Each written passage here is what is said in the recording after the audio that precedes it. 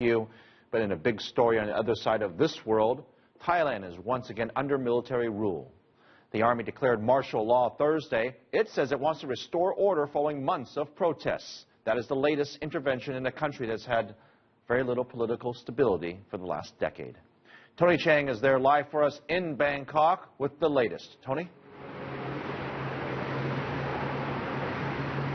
Thank you very much, Bill. Well, I don't know if you can see behind me, but life is very much getting back to normal on this Friday morning. The traffic perhaps a little thinner than it might normally be, but the army has been encouraging people in the announcements that have been going on state TV overnight since the coup happened at about 4 p.m. yesterday afternoon to carry on as normal. They say the only thing that's really changed is that the government has been removed. The other institutions remain in place, the courts, the other institutions of government. They've encouraged civil servants to get back to work, and that'll be encouraging for some, many of whom have been disrupted by these 7 months of street protests we've seen. The two protest sites, we've seen the red shirts out on the edge of Bangkok, the anti-government protesters right in the centre outside Government House.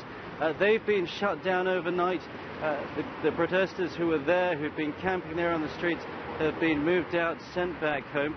Those two shutdowns happened relatively peacefully, and order has been restored to a certain extent.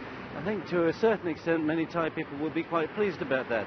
The problems, however, that military rule now impose are going to be considerable. We don't know who our government is going to be. The army commander is now the most senior person, the most senior authority in this country. But how he effectively runs the civilian government and keeps the day-to-day business of the Thai government going, I think at this stage is anyone's guess. Tony, it's good that things appear to be normal behind you, but as you mentioned, the military is in charge. That obviously is going to scare a lot of companies who do business there in Thailand. Have you had a chance to perhaps gauge the economic impact so far?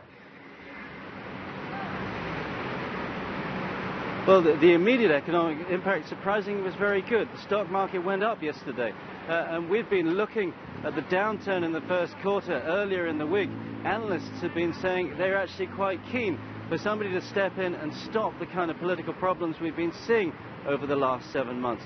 That said, the long-term prognosis is very serious, I think, and will be very damaging for Thailand. We've seen a lot of big companies, auto manufacturers particularly, pulling out, saying they're very nervous about this, and tourism.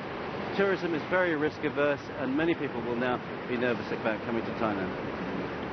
All right, Tony Chang for us there, as you can see, live from Bangkok. Thank you very much.